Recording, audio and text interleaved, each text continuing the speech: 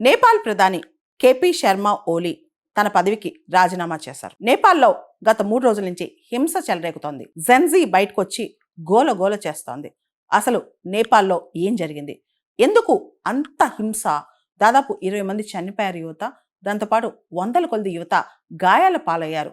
నేపాల్లో నగరాల్లో హింస అట్టుడిగిపోతోంది. అంతేకాదు పార్లమెంట్ భవనం, ప్రధాని ఇల్లు, ఒకటా రెండా మినిస్టర్స్ ఇల్లు అన్నిట్లో జనాలు దూరేశారు.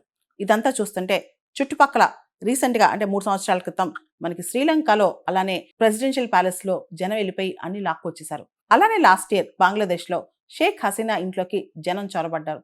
అదేవిధంగా ఇప్పుడు నేపాల్లో అసలు ఏం జరుగుతుంది? నేపాల్లో విపరీతమైన కరప్షన్ పెరిగిపోయిందంట.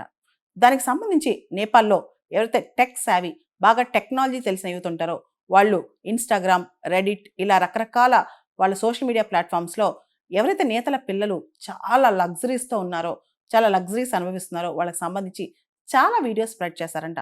దాంతో నేపాల్ కఠినమైన చర్య ఒకటి తీసుకుంది. సోషల్ మీడియా ప్లాట్ఫామ్స్ అన్ని నేపాల్ గవర్నమెంట్ పరిధిలో రిజిస్టర్ అవ్వాలని, లేకపోతే అవన్నీ కూడా మొత్తం ఆపేస్తానని చెప్పింది.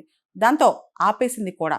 ఆపేసినప్పుడు మమ్మల్ని మా ఫ్రీడమ్ ఆఫ్ స్పీచ్ని మీరు ఎత్తేస్తూ కావాలని చెప్పి మీ కరప్ట్ ప్రాక్టీసెస్ని, మీ ఆశ్రిత పక్షపాతాన్ని, బంధుప్రీతిని మేము బయట తీసుకొస్తున్నాం అని చెప్పి మీరు ఈ విధంగా మా సోషల్ మీడియాను ఆపేశారని చెప్పి యువత వీధుల్లోకి వచ్చారు.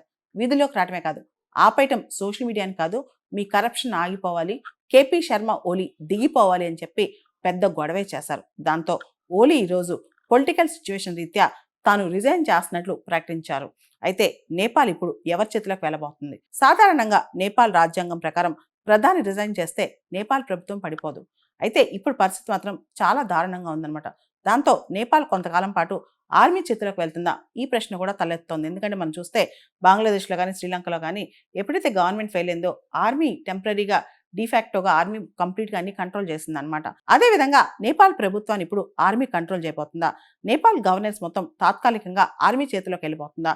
కొద్ది గంటల్లో ఇది తెలిసిపోతుంది. ఆల్మోస్ట్ ఆర్మీ చేతిలోకి నేపాల్ వెళ్ళిపోతుందని చెప్పి కూడా ఇప్పుడు వార్తలు వస్తున్నాయి అనమాట. ప్రొటెస్టులు అందరూ కూడా ఎవరైతే ఉన్నారో నేపాల్లో గవర్నమెంట్ ఆఫీసెస్లోకి, గవర్నమెంట్ సెక్రటేరియట్లోకి, అక్కడ సింగా దర్బార్ అని చెప్పి వేరియస్ మినిస్ట్రీస్ ఆఫీసెస్ ఉంటాయి, వాటిలోకి చొరబడ్డారంట. దాంతో ఇప్పుడు అందరూ భయాందోళనకు గురవుతున్నారనమాట. అంతేకాదు మన మినిస్ట్రీ ఆఫ్ ఎక్స్టర్నల్ అఫైర్స్ వాళ్ళు భారత పౌరుల్ని తాత్కాలికంగా నేపాల్ ప్రయాణం చేయొద్దని కూడా అడ్వైజరీ జారీ చేశారు. చాలా మంది ఇండియన్స్ నేపాల్లో ఉంటారు, నేపాలీస్ ఇండియాలో ఉంటారు. ఇన్ఫాక్ట్ చెప్పాలంటే ఇండియా నేపాల్ బార్డర్ అనేది హైలీ పోరస్ బార్డర్ అనమాట. ఇప్పుడు అక్కడ ఆర్థికంగా మనం చూస్తే కనుక నేపాల్లో ఎకనామిక్ డెవలప్మెంట్ అంత లేదు, ఉద్యోగాలు లేవు. నేపాల్లో సగటు పౌరుడికి జీతాలు చాలా తక్కువ అనమాట. ఓ పక్క సగటు పౌరులు ఇబ్బంది పడుతుంటే, ఇంకో పక్క నేతలు వాళ్ళ పిల్లలకి ఇన్ని డబ్బులు ఎక్కడి నుంచి వస్తున్నాయి, ఇంత మనీ ఎక్కడి నుంచి ఫండ్ చేసుకుంటున్నారని చెప్పి అందరూ ఇప్పుడు ప్రశ్నిస్తున్నారనమాట. దాంతో వీళ్ళ కోపం వచ్చింది. నేపాల్ అట్టుడిగిపోయింది. ఎప్పుడైతే ప్రజలు ఆకలితో ఉంటారో అదే టైంలో లీడర్స్, నాయకులు లగ్జరీలో పొరలాడుతుంటారో ఆ టైంలో ఇలాంటి విప్లవాలు అనమాట. నేపాల్లో ఇది ఒక సరికొత్త విప్లవం అని చెప్పొచ్చు. నేపాల్లోనే కాదు, మన చుట్టుపక్కల దేశాలు చూస్తే కనుక ఒక పక్క బంగ్లాదేశ్, ఇంకో పక్క శ్రీలంక, ఇలా చాలా దేశాల్లో మనం గమనిస్తే ఒక పక్క ప్రజలు ఆకలితో ఉండి ఉద్యోగాలు లేక ధరలు పెరుగుతూ ఉంటే కనుక, మరో పక్క నేతలు ఇలా లగ్జరీలో ఉంటే ఖచ్చితంగా ప్రజలు ప్రశ్నిస్తారు. ప్రజాస్వామ్యాన్ని పూర్తి స్థాయిలో ప్రపంచవ్యాప్తంగా ప్రజలు కోరుకుంటున్నారు. ఈ టెక్నాలజికల్ వరల్డ్లో, ఇంటర్నెట్ ఎరాలో డెమోక్రసీ అనేది అందరికీ అర్థమైందనమాట. ఫ్రీడమ్ ఆఫ్ స్పీచ్ మాకు కావాలి, మా డెమోక్రటిక్ రైట్స్ మాకు కావాలి, దేశ సంపద అందరిది అని చెప్పి ప్రజలందరూ ఇప్పుడు గోల చేస్తున్నారు నేపాల్లో.